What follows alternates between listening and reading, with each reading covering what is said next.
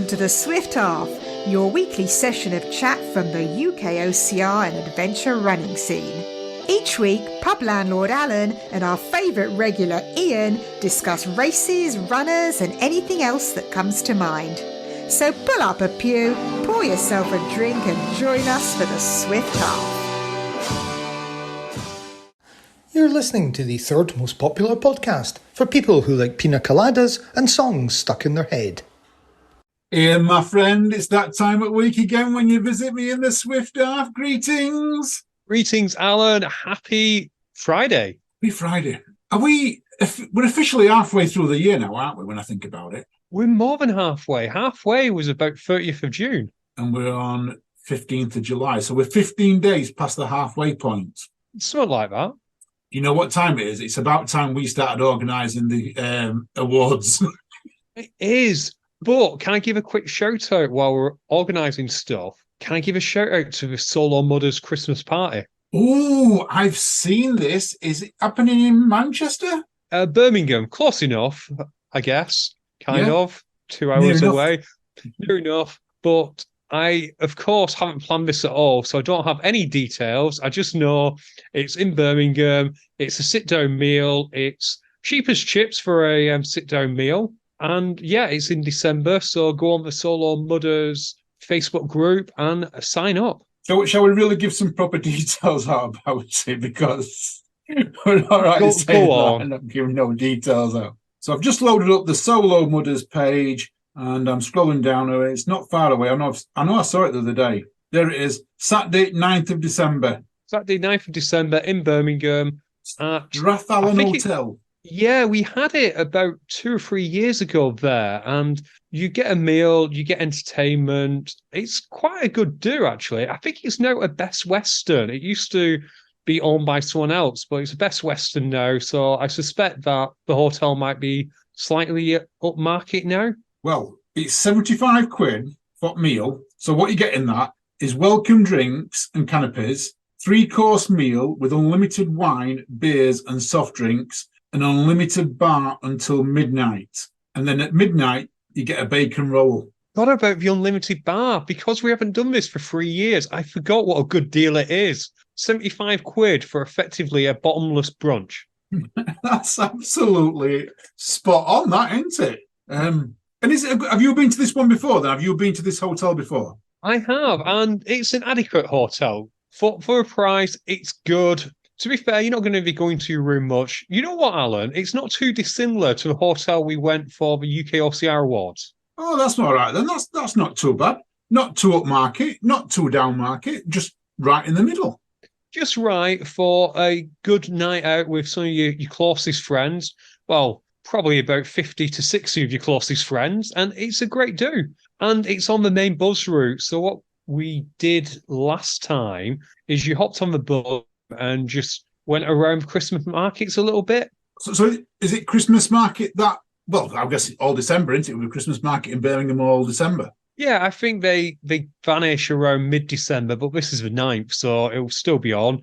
And if not, Birmingham's quite a nice city anyway. There's plenty of bars. We've got a Brewdog, Alan. What more do we need? What more do we need? Can I book Margot and Wilson seats? If you really want to book Margot and Wilson, bring them. They would just eat all the canapes. All the canapes. They probably would. You know what? I never checked if it was a pet-friendly hotel. We need to check that. But it is a OCR athlete or an OCR fun runner friendly hotel. So if you're not already, get on it. It's definitely worth a look. Cool. So while we talk about that, we'll give a quick shout out. We are reaching out to people for the awards ceremony. People who've said they're interested in joining us and joining us in terms of helping us organise it. We have got a few potential dates, few potential locations in mind. But if you're listening to this and you want to help out, reach out to us, admin@ukocr.com.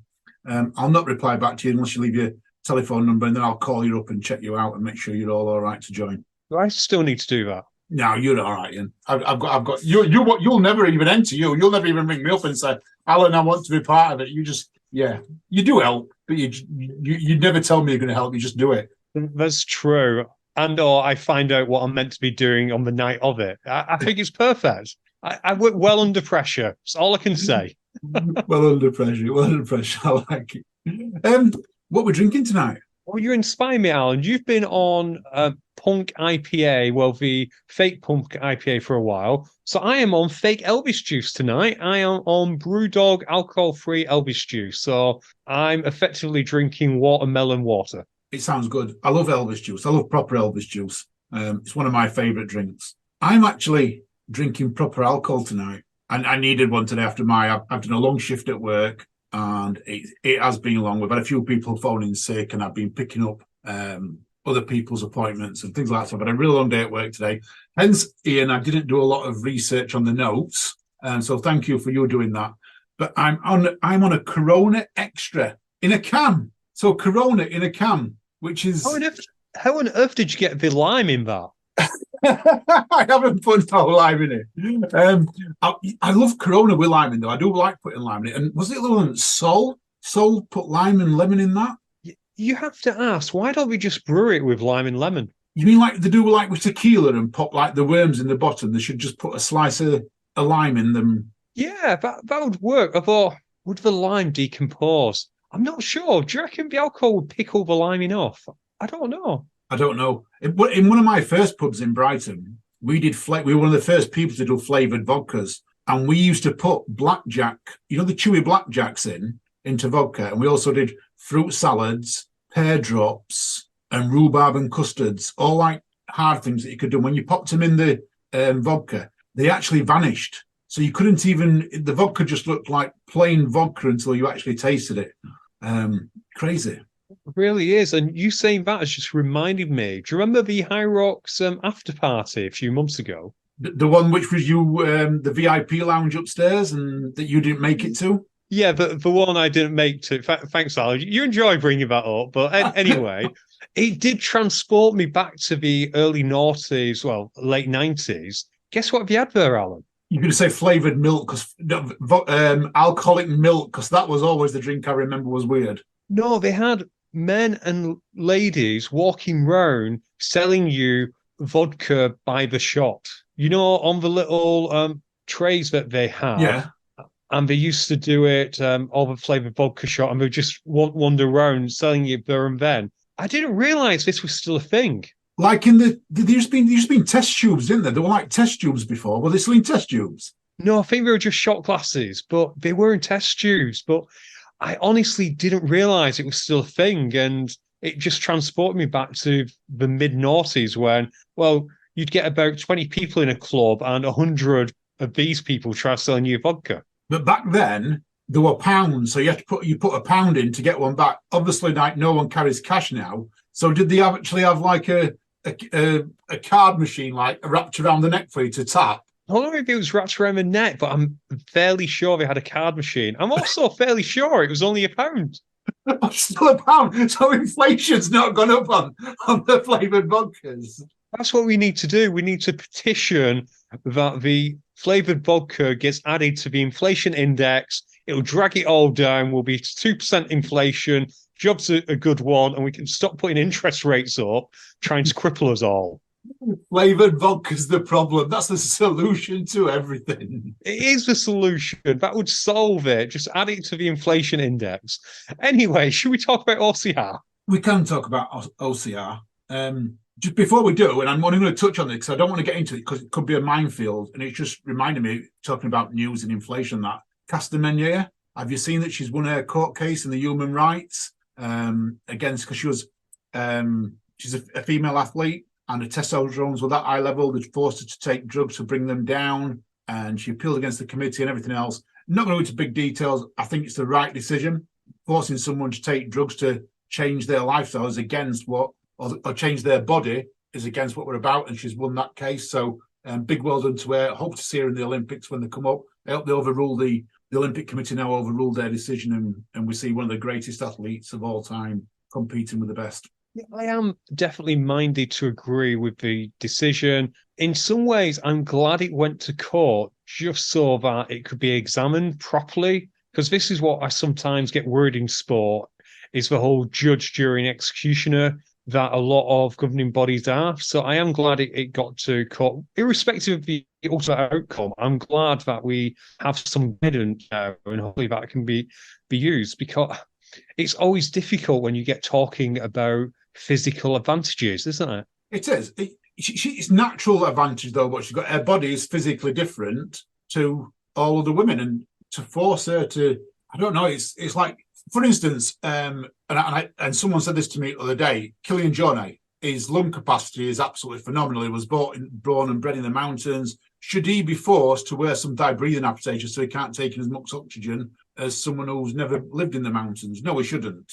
Well, only when he's racing me. I want him to wear a gas mask full of gas while he's racing, full of chloroform while he was racing me.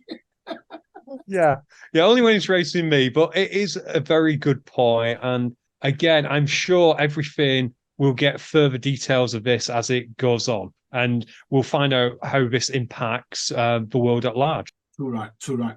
Talking of national governing bodies, you mentioned there, British Obstacle Sports, massive thing they've done recently in terms of attracting new members. There is a magic number now, Ian. We are only 70 members away from becoming recognised by the government. How good's that? So if every listener to this episode each invited 20 friends, and each of those 20 friends invited a friend, yeah, we might just do it. Yeah, but you're forgetting James Burton's already a member, so we need 20 to invite 21 of their friends for them to invite 20, and then we've got it. There we go. Perfect. There we go. Again, listener, we joke about the figures. If everyone who listened to this did join, if you've not already joined, we'd actually really crush that figure. So if you're listening to this and you're not a member, please consider it. Yeah, for £12.50 for a year, and even if a supporters member gets there, I think £8 for 2 years, isn't it? Because we did it last week while we was on the show. I signed Wendy up, which still doesn't know yet. But Wendy's a member. She doesn't know yet, but she's a member for 2 years. Wait until I tell her she got to attend meetings. You sign up pets. I'm just wondering, Wilson probably does more OCR than Wendy. Oh, I wonder if I could sign up. I could sign up 2 pairs. I'd sign up 2 pairs. No, we couldn't do that. Surely the government wouldn't allow pets because you've got to put date of birth. I've got date of birth, but no, we can't do that. They haven't got voting rights. That's true, I guess. But I think they should. Based on, we won't talk about too much politics, but based on the last 30 years, I can't see how Wilson and Marco could get it much worse. Too right. I like that. While we're still on it, questions. We've got some questions coming in. We've had 1 or 2 around the British Championships, which James is going to happily explain all about them. So some of them are around, will it be a qualifier for something else? Will there be prize money? All of these type of questions. James and his team are going to be answering these. So if anyone's got any questions out there, when we sometimes look at the UKOCR Facebook group, we haven't had it for a while, but we used to have a little bit of, I'm going to say moaning, straight up moaning. That's what we used to get. People would moan about certain things. And sometimes I think they'd have valid moans. Some people had valid moans. That's gone from the group very much now. And I quite like that because it means the administrators don't need to jump on things when things get out of hand. But there are a little bit of moaning still in private groups. And I know this because I've seen them. So if you're in one of these private groups and you see some of these questions, send them in. You don't have to come from you. So I'm saying to our listeners here, if you see some of these questions about moaning about British obstacle sports, and you think, well, it's not a bad moan, that, or it's not a bad question to ask, drop it into us. We'll ask that question. The British obstacle sports team have turned around and said they will answer any question that gets sent to them. And that's what we need. We need them questions. We need them difficult questions. Any reasonable question, I presume. So if you're messaging asking for James to go out on a date with you, unfortunately, he's already married and he'd have to turn it down. He'd probably answer the question because he's that kind of nice guy, but those kind of silly things we probably would save him from, yes? Yes. Oh, yeah, we'd save him from things like that. But I can imagine, hey, James, will you go out on a date with me? I'm asking for me personally, Alan. Well, that's what I was thinking of. I've already removed the question, Alan. You should stop adding it back in. You know, sorry, Ian, I keep leaving it there. I keep going to ask you. But Oh, you make a good point there, Alan. And I don't know if this is already on there, but we do get quite a few people who, when they work out they have to be a member of British Obstacle Sports to take part in any competitive events in the UK, so including Spartan, including the UKOCR series, you always do get this undercurrent of, oh, well, what are we doing? Why am I being forced and all that? And this is your chance, yeah? exactly. That's what I'm trying to say to you. This is the chance for them people to ask the question. They can send it anonymous. I won't tell no one. If you send it in to me and you want to remain anonymous, I will keep it anonymous. You know, some of the questions that are coming in are from pretty big names in OCR. You know, and they're not wanting to remain anonymous. They're openly saying, like, here's a question, please answer it for me. They could actually reach out these people and just ask James direct. But I like the ideas they're coming through us because they want the public to know it as well. Because if one person's asking, everyone asks, don't they? And to be fair, we sometimes do that on this show, don't we? In that if there's something that we don't know from British Obstacle, like a few months back, we were talking about how do you renew because it wasn't obvious. Yeah. But rather than James having to deal with, I don't know, that question 100 times, by us asking it on the show, lots of people found out. Yeah. And we renewed, and just like that. Well, I did. I don't know about you. I did on live on air. I'm not sure about you. If you haven't done it yet, get on the ball. Yeah. Okay. From the backstory. You forgot about it again. I absolutely did. And someone who will remain anonymous did message to remind me that it was about to expire. And I actually renewed for 2 years to make sure to save their text message limit for the future. Yeah. Oh, I like that. Oh, can I tell you a story? I almost bought a new car last night. Please tell me this was legitimate and someone just didn't knock on your door and offer you a Merc. No, I'm actually going to try and save our listeners here. Yesterday morning, I saw a car. I'm looking for a bit of a pickup stroke or four before I'm after. And I found this Ford Ranger, 2012, £5,500, 99,000 miles on it. Thought, yeah, good price. About £1,500 to £2,000 below normal price. Pictures look good. Based in Sheffield. Thought, absolute spot on this. So sent an email. It came back and it read, but I haven't got it now. But it read some long lines that, thank you that you are interested in this car. Just to let you know, we have power of attorney over this car.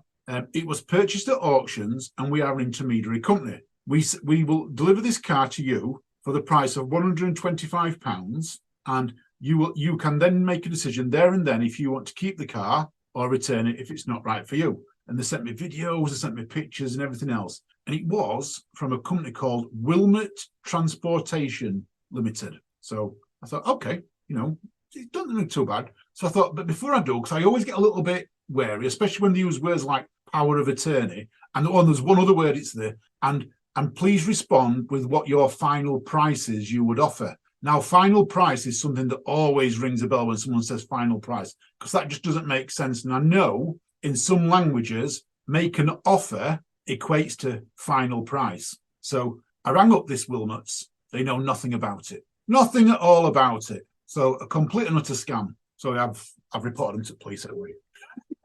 So they're wanting you to basically pay 150 and then the car would turn up, allegedly. Yes. Yeah. They did say I could pay in cash when it turned up, though. They did say I could pay the money in cash when it turned up.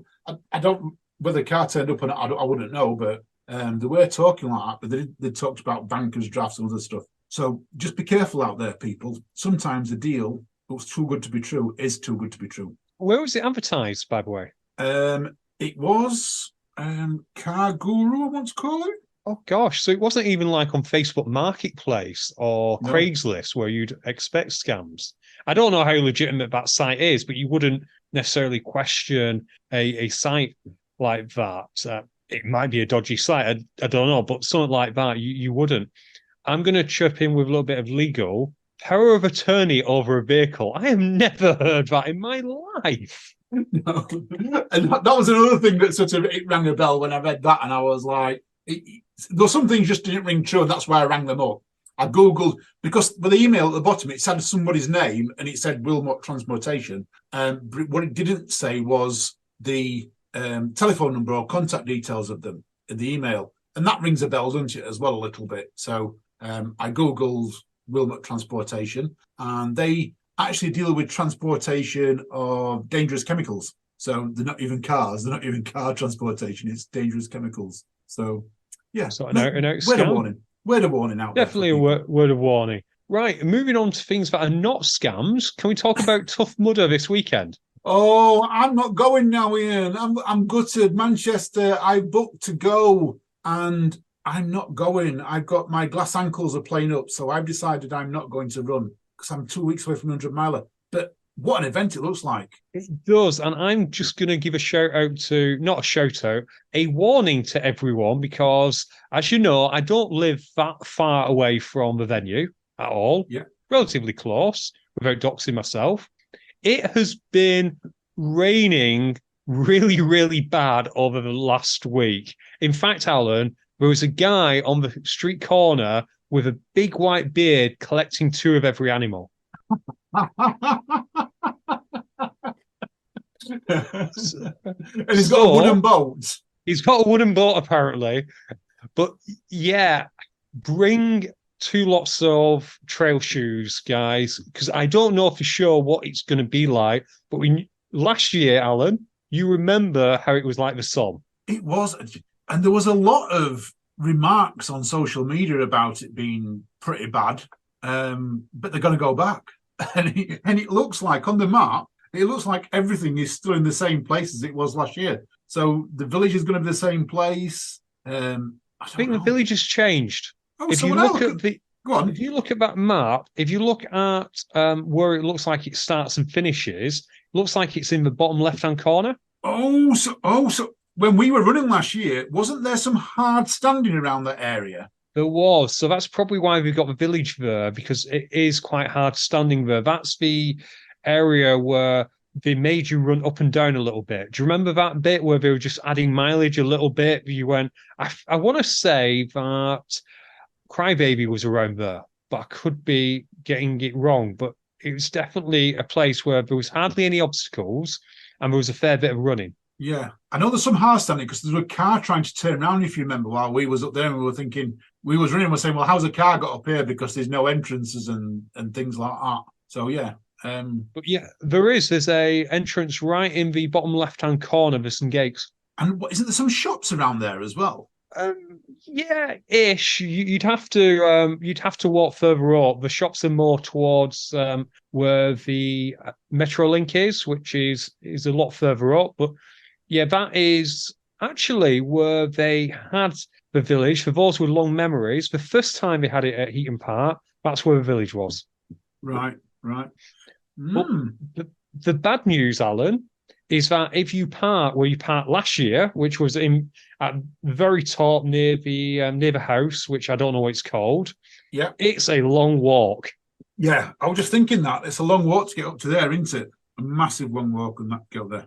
I'm not 100% on the car parking. There is a car park nearer that, near the lake, which gets used. It will fill up quickly, but there is a concrete car park there. I don't know if it's open because it wasn't open last year. I've not been there for a few months. Yeah, people are going to have to find new places to park.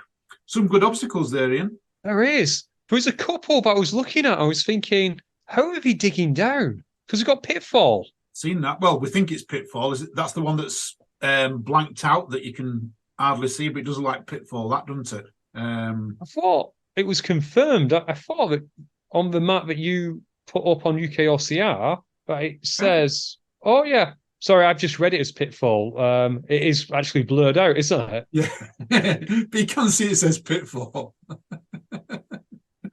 I mean, the other water ones, Augustus Gloop, Pyramid Scheme. Well, Pyramid Scheme don't start in water, does it? What's the one that starts in water? That was the old Pyramid Scheme, weren't it? Old Pyramid Scheme started in water. They had Gloop then last year, so that's not a massive shock. We've got Electric Eel, which could be fun. Yeah, for some people, not for me. So are you not even coming over at all? I don't know. It really depends on what the weather's like. I don't want to be walking around in deep mud, if I'm honest. And that because if I come over, I'll be fetching Wilson and Margot. So if I ever drive over, it's Wilson and Margot. Margot would love being in the mud. She'd lap it up. My idea is to check out what the weather's like on Saturday morning and then see what happens. I will admit, I will be fair weather as well. If there's a lot of liquid sun, I'm sorry, listener, you're just going to have to tell me how it is, because I'm not taking part in this one. Too close to holidays and all that. It would be my luck that I'd go over on something. So too close to holidays. And yeah, if the liquid sun is a drop-in, yeah, I'm staying somewhere far drier. Yeah.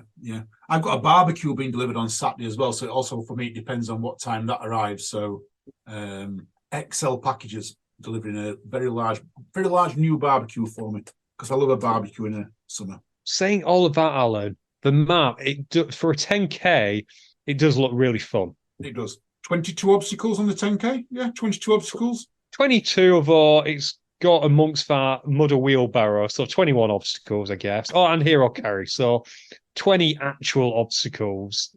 Yeah. They have hanging tough, which is good. They also have your favourite pole dancer. Yeah.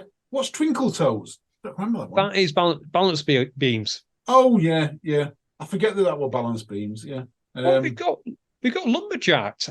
Have we had Lumberjacked on this year so far? I haven't seen it at any event I've been to. That's always such a difficult one. The old, well, it's effectively an Irish table, isn't it?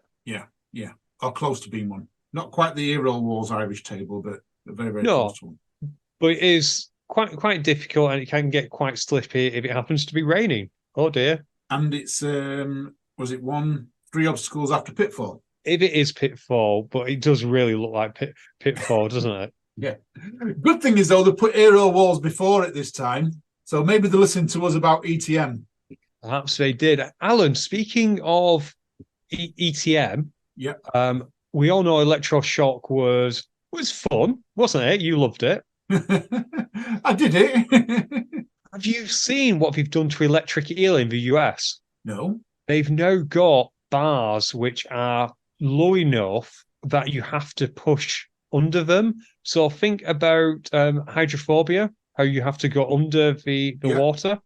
And you've got that bar. Yeah, we've now got a metal bar which is electrified. So there's no getting around it now. You have to have this bar go over top of you.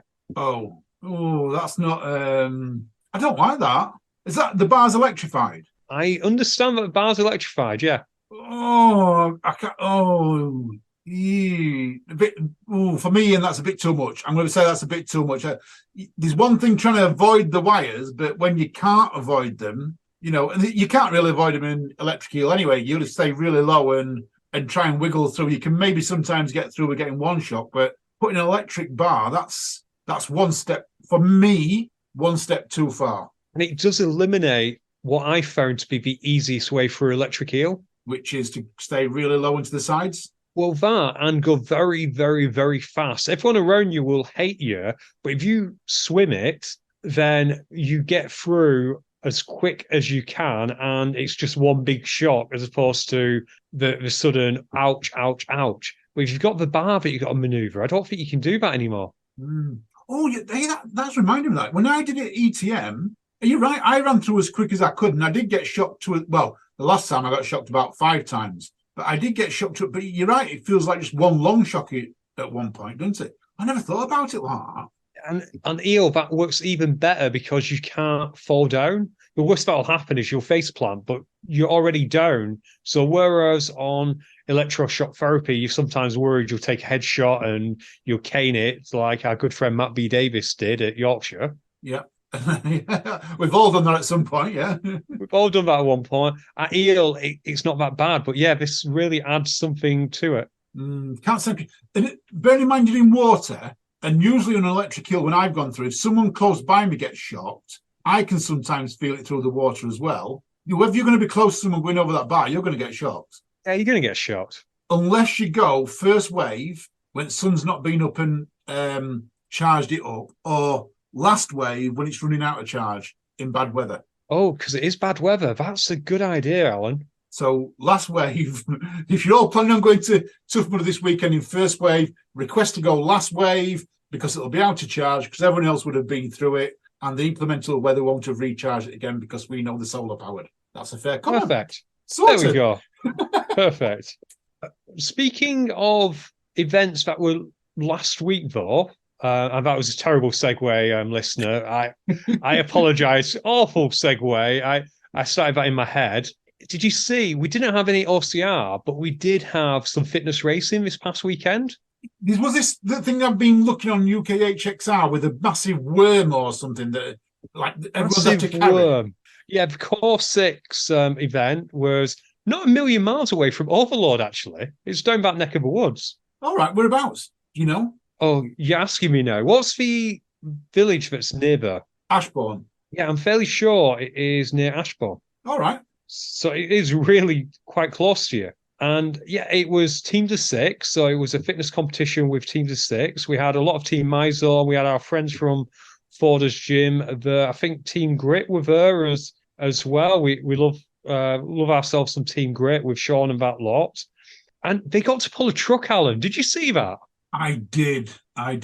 And that is strongman stuff, isn't it? That's what dreams are made of, pulling a truck. And most of them did quite well at it too. Some of the times, I'm not sure how far they were meant to pull it, but none of them were greater than 2 minutes. The only truck I could pull would be a Tonka truck, and I might struggle at that as well. Yeah, you probably would. Oh, I've just looked it up, and it's actually Ormiston Park, which is just south of Derby. So not quite Ashbourne, but still relatively close. Yeah, about 6 mile. Sounds about 6 mile away. 7 mile. Yeah, give a take. So definitely worth looking into next year, Alan. Well, I understand you've got a review from it, from Katie. Yeah, Katie Twigg sent us a quick review of it. Katie does this a lot for us, so thank you, Katie, as always. She mentioned that she'd been petrified all week, having looked at last year's video. The beam, they had a beam that you had to get over, like an OCR, but amongst them, they were able to get over it. Angus was able to go over without any help, so he would be the last one to go. The only thing they could do with improving is pre-race comms, because they didn't really send anything out, but what they did send was good. But everything on the day felt like clockwork. Well, like it when everything was smooth. Yeah, and it's only their second event. I didn't realise this, Alan. It's only their second ever event. Oh, wow. And apparently, the worms are not that heavy, providing you're coordinated. So me and you will be stuffed. They looked they were massive. What was looked about 5-6 meters long. It looked like, the giant from Jack and the Beanstalk. It was his draft excluder. Yeah, see. That is the best way to explain it. But we are aware that it's happening next year. It is happening, because I wrote this down, on the 6th of July, 2024. So definitely, yeah, if you're looking for something to do halfway through the OCR season, that's a little bit different. You can do with 6 of your mates. I think it's mixed teams, Alan, 3 and 3. Give it a look. It's right in the middle of the country, really, in Derby. Well, middle of England. I could hear Martin Gemmell and Graham Wells yelling at me from here by describing it as the middle of the country. Oh, I'm going to please them next year. I'll come back to that later. I've got some good news for them next year because I'm going up that way, but I'll come back to it later. Okay. Speaking of teamwork, Rick Burgess, he wants some more teams for Battle of the Den, doesn't he? Yeah, he has told me that it seems like people have not picked up on it. But isn't it the same weekend as some big race that's going off? Have I seen that? I'm not sure which weekend is it. Let me have a look, Ian. We're doing a lot of looking on this show today, aren't we? We are, and what listeners won't realise is you're very good at cutting out all the silences. So if I go quiet, then the listener won't realise it's took you 45 minutes on the internet to look this up. That's right. So it's Saturday, 5th of August. Now, there is something going off on that day. So have you got OCR Buddy up, or am I going to get it up? I'll get OCR Buddy up. Let's have a look. Saturday the 5th.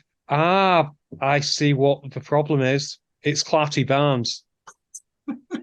Just kidding. Do you have a real problem? What's the real problem, Ian? It's beach ballistic, and we both should be fired from doing the UKOCR series for not knowing that. That's the way I do it. It's a UKOCR series, beach ballistic. I mean, the difference is they're both at the other end of the country, aren't they? But you are going to get some of the teams are going to be going up to beach ballistic. I know there's quite a few people going up. It's the penultimate race. People got the penultimate race, because we've got nuts and we've got the British Championships afterwards. But it's a chance for some people to make, I don't want to put this the wrong word, but potentially easier points, because it won't attract hundreds of runners like the Spartans and nuts and the Championships. So it's your last chance to potentially, if you're a 20th, 30th place runner in the UK, to probably get a little bit higher and get some more points under the belt. So I know there's a lot of people going to beach ballistic for that. There is, but if you're not, then definitely look at Battle of the Den. We love Rick and everything he does down there. So over at Raw, so go and have a look at it, and it's another team event. Yeah, a team event's good.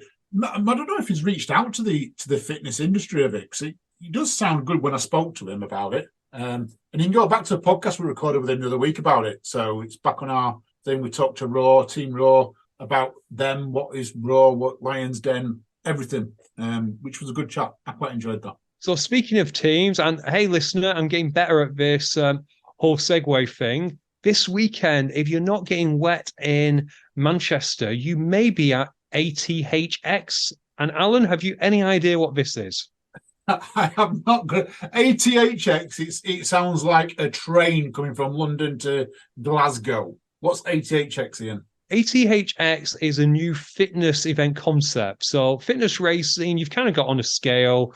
You've got High Rocks and Decker on one side, and then you've got events like this past weekend on the other. So Core 6 is almost kind of like a CrossFit competition, but not quite, where you're there all day. Whereas High Rocks is a race, and you run it and then you're done. Okay, so you're happy with that? I am, yeah, I get that. ATHX is kind of in the middle, so it's a 2.5-hour fitness experience, is how they're explaining it.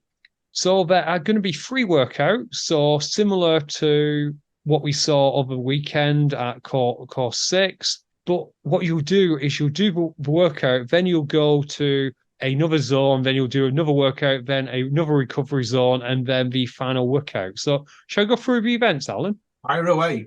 I'm interested now. You got my ears so first you've got zone 1, which is the warm-up zone, and everyone likes a good warm-up. That's sponsored by Wolverstone. Then you have the strength zone, and depending if you're pro or not pro, you have different exercises to do. So the regular Joe has got a shoulder to overhead, and you're going for your 1 rep max on that. So do you see what I mean? How it's kind of like a fitness competition? Yeah. So the most you can lift in 1 rep. In 1 rep, yeah. And you've got 0 to 8 minutes, and both athletes need to achieve their own 1 rep max. So this is how it's kind of like High Rocks to some degree as well, because you've got that time limit. You can't just keep going till failure. You've got to think tactically there. And then after that, you've got a back squat, a 10 rep max, which is quite interesting. Wow.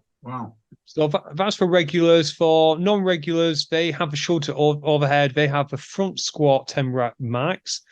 And then they've got strict pull-ups reps as a pair. So they're obviously making a difference between pro and ordinary Joes, which is great, isn't it? So a strict pull-up, that's like where your chin properly goes above the bar. It means no kip-ups. You know how in CrossFit you can do the almost butterfly type pull-up, which it becomes almost like swimming on the bar. So it's a strict pull-up. Right. After that, and this is what I quite like, is we've got a 10-minute refuel zone. So they're moving you along this conveyor belt. And this is how it's similar to High Rocks. So not everyone's doing it all at the same time. People will start at the warm-up, then they'll move, and then someone else will start a warm-up and move on. So you've got a fuel zone. You've then got the endurance zone, which Alan, me and you would love, yeah? Whoa. Don't fetch me into none of this malarkey. What's an endurance zone? It's 30 minutes. Part A is a 5 kilometers run on treadmill, or max total distance of 25 minutes. Yeah. And part B is 1 meter or 1 mile skier. That must be mile or it might be 1 kilometer and they missed it out because the next one is 2 kilometer raw, 5 kilometer bike. So one of you will be running, the other one will be doing ergs. I guess you can move in between. So you've got 25 minutes to do that to get as far as you can. Like that. And for the pro, it's actually the same. So pairs must just do the same on that. You then have a 30-minute recovery zone. So again, you have 30 minutes to relax at that point. And the final thing is a 30-minute Metcon X zone. I'm not going to go through all the workouts in this, but it's stuff we'd all recognize, like burpee box jumps, Alan, dumbbell snatches, sandbag carries. We all know you love a good sandbag carry. Love a good sandbag carry, me. And yeah, that is how you finish it off. And it is, you've got to share the required distance as you like, and with only one athlete working at a time. So it's like doubles in high rocks. And then you're done. So effectively, it is 3 workouts into space with some recovery time, and you're in and out in 2.5 hours. I like it. And how much is that? Do we got a price? I will find out. I think it was about High Rocks prices, but let's find out if you can still book on. I'm not sure if you can book on for this weekend, but there's one coming to Liverpool on the 2nd of September. Cool. And it doesn't tell you prices unless you log on, unless I click, learn more. Enter now.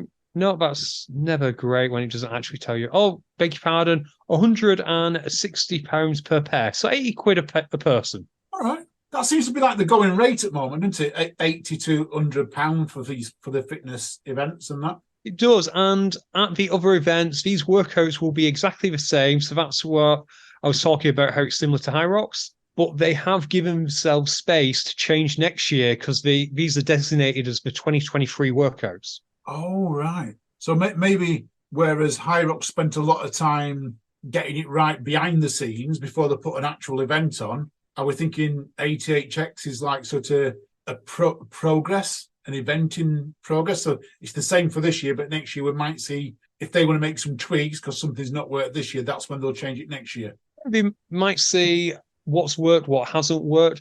And the other thing is they might want to achieve a different place in the space, because by having them as seasons, it gets people wanting to come back. So if you've got different workouts, then as far as I can see, there's nothing in this that they'll have like all-time records. So all of ATHX will just be over a season. There's 3 races and then there's the finals. So it's an interesting way of doing it. It's an interesting concept. Yeah.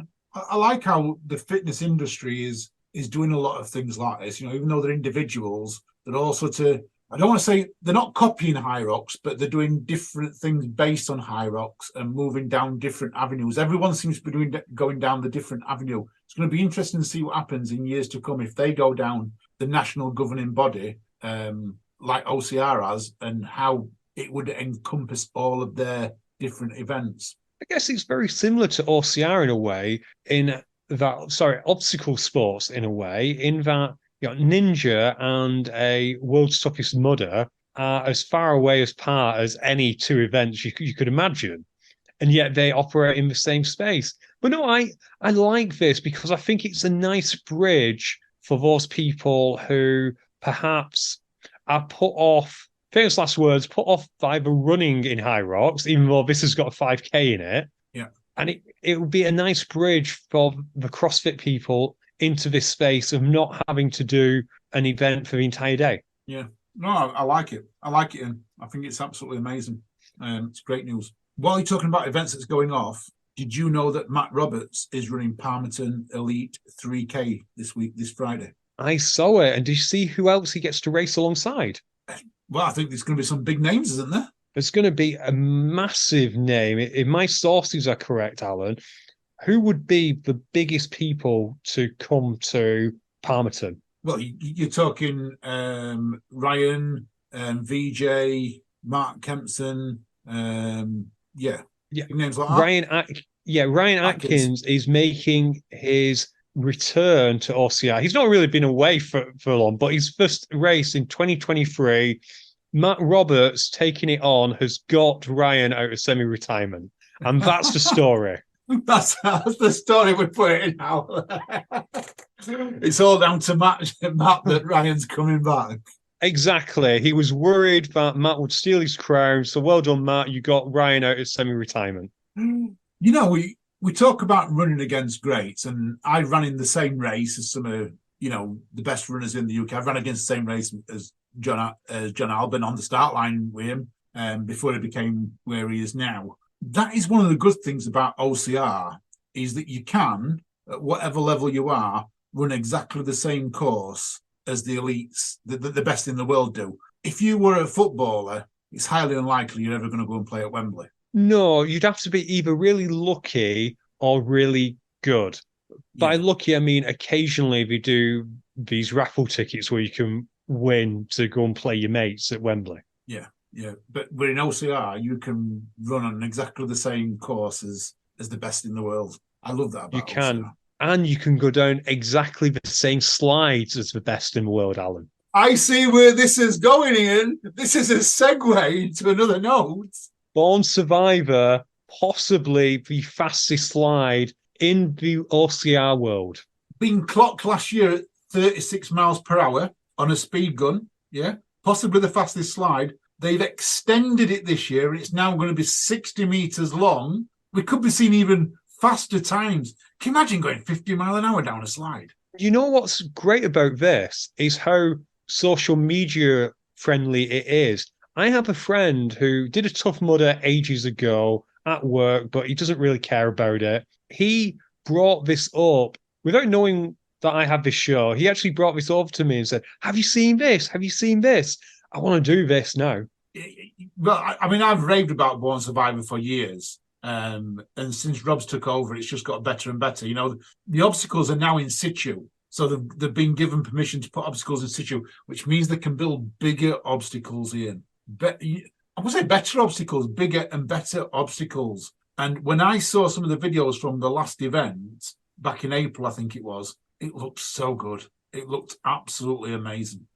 And we had rave reviews about it. And 16th of September, I believe, and tickets still on sale. Tickets still on sale, 16th of September. I think it's about £100, but it's one of them events that is worth its money. Yeah, this is an interesting debate that we probably won't get into today, but this idea of price versus value. Our good friend Will Chung, we almost got the full episode without shouting him out. Yeah. But what Will has always said is, when it comes to price, if you like the event and what they're offering you is good, you'll enjoy it. Yeah. And as you said, the Born Survivor event is really, really good. I'm not going to tell you whether or not it's worth £100. That depends on your own personal circumstances. Yeah. But I don't think you'll be disappointed if you can afford to invest £100 in it. Yeah, anyone who goes, I've never heard anyone disappointed in it. So similar to, I haven't anyone disappointed in nuclear racers, you know. No, you never do, and they're towards the higher price range. Yeah. What you do hear disappointment is someone being charged £50 for 2 hay bales and lots of walls and some cargo nets on the ground. Yeah, and that's where it's from. You know, I've done better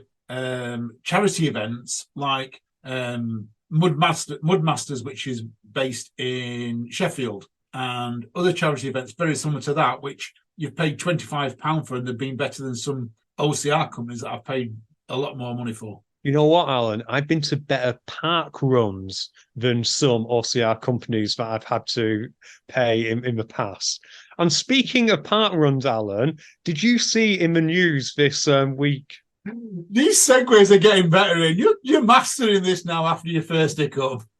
I have seen the article in the news. Should I give you some background on it and to our listener? As you know, people who do a lot of park runs, they set themselves challenges. Initially, they weren't particularly complicated. So the tourism challenge is one that everyone's aware of, which is try to get to as many different park runs as you can. That's perfectly fine. No issue with that. And I think you get a buff, don't you, if you do 20 tourist park runs? Something like that, yeah. I think there is. Something like that. You then had one which is try to do the alphabet. Yeah.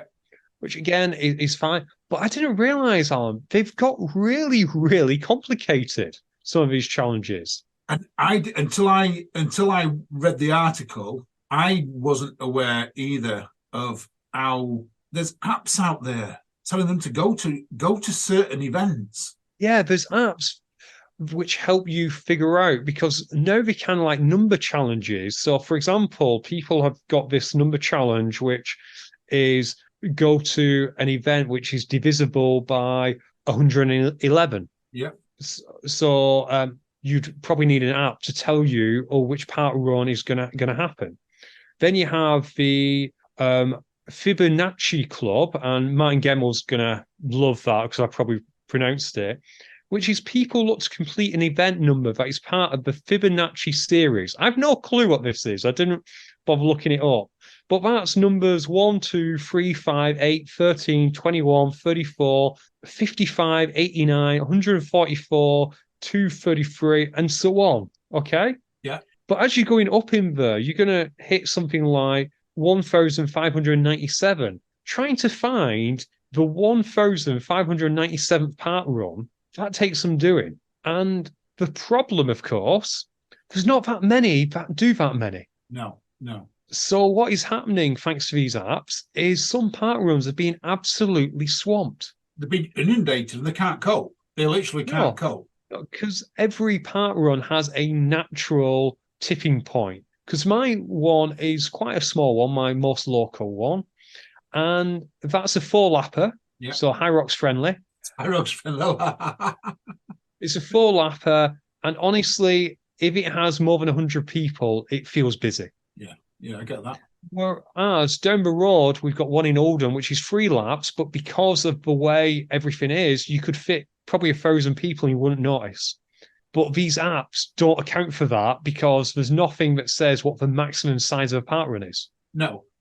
And you're right. I've done Barnsley Park Run. So Barnsley Park Run is ranked number 10 as the one in the top 10, the most difficult. So that regularly gets tourists from it from all over the UK because they want to go and do the top 10 park runs. And I would say it regularly gets about 300 people. And out of them 300 people, 10% of them are tourists. Which is great. Yeah, which is great. It's 30 people. But if you had 300 more people turn up because it fitted into some Fibonacci number or whatever group, or, I mean, I've heard there's like some apps out there where they just say, right, we're all going to go and do this park run this weekend. And they all rock up and do one particular park run, wherever it would be. That puts so much pressure on that park run because they haven't prepared for 600 when they're normally getting 300 people, or even 1,000 when they're getting normally 300 people. You know, the tourists that are doing that, they think they're helping the park run,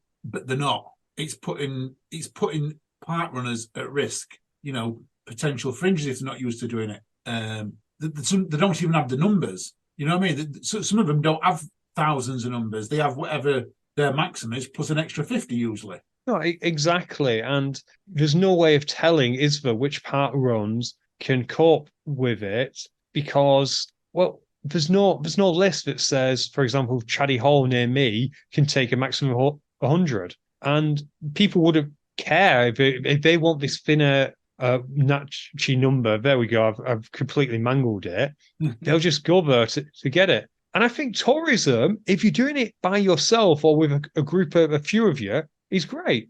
I think tourism, when there's an event nearby, people can prepare. So, for example, around the Manchester Marathon, the local park runs know that it's going to be bigger.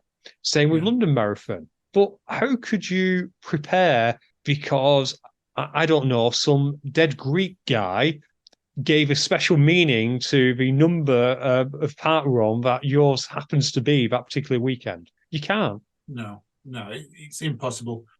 Just be aware, people. Let's just say to me and all our listeners, please be aware. If you're going to be doing this, don't go and get caught out. Yeah, and ParkRun have basically made a plea that any app creator, please don't encourage people to use any particular park run at any particular time. By all means, please tourists, but try and do it respectfully. Yeah, and it's the right thing to do, isn't it? And if you want to do it, get them all together, just sign up for Overload. Exactly.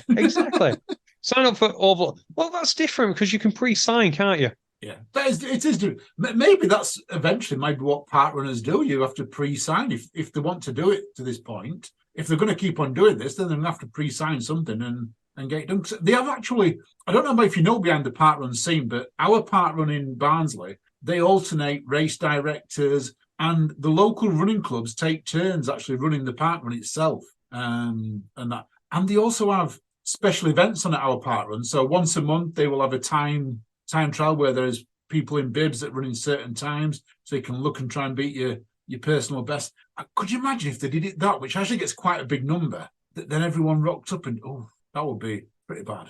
It would end up like London Marathon, wouldn't it? Yeah, it would. And the park couldn't take it. So the laps are 1.35k, I think, and you have to run just under 3 of them. So they won't be able to do it. No, exactly. And we should always remember that park run is by the grace of the local councils most of the time. And if they have an inkling that they could end up being liable for something, they will cancel it in a heartbeat. Yeah.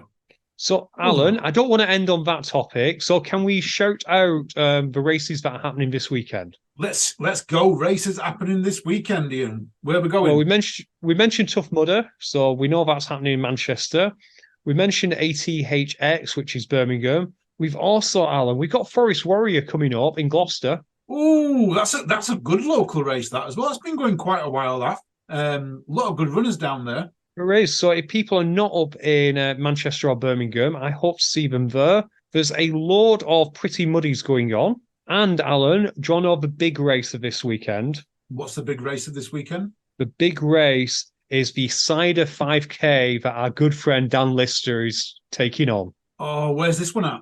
It is. Oh, I've just lost it, as often happens. I've just lost it, but it's over near Dan. It's which means you might be able to double up Forest Warrior and this Cider race. Forest Warrior Cider race, and then pop up to Manchester for the last wave of Tough Mudder and not get electrocuted. It is actually, Alan. It is at H. Weston and Sons, which is, I believe, in one second. It's in Ledbury, and it's called. Oh, you're going to love this name, Alan. What would you call a cider run? The Bulmers. I don't know. Something like Bulmers or the Moat, something or other. They've called it the Scrumpy Scurry. Oh, I love it. The Scrumpy Scurry. I love that. That's a right name. So if you're taking on the Scrumpy Scurry, you know what? Let us know how it goes. Love it, Ian. What a great place to finish on, the Scrumpy Scurry. Right, and on that, Alan, have we got any... Oh, who's on podcast this week? Oh, now you've thrown me. We have got Diablo Race. So we have got Diablo Race coming up. I've recorded a Diablo Race coming up. And then I do believe the week after we potentially will have a Who's Hot coming up as well. I think I pre-listened to the Diablo Race one, listeners. Give it a listen. Even if you're not that interested in the race director's a really interesting person. And you find out a little bit more about our good friend Muddy Duck. So it's definitely worth listening to what he got up to in his younger years. So give that a listen. Thanks, Ian. It's a really good episode. And on that, I'm going to say it's a goodbye from me. And it's a goodbye from me too, Ian. Thank you to all our listeners for listening, and all our patrons for being patrons. You all know who you are. We will speak soon. Take care. Love you all. Bye.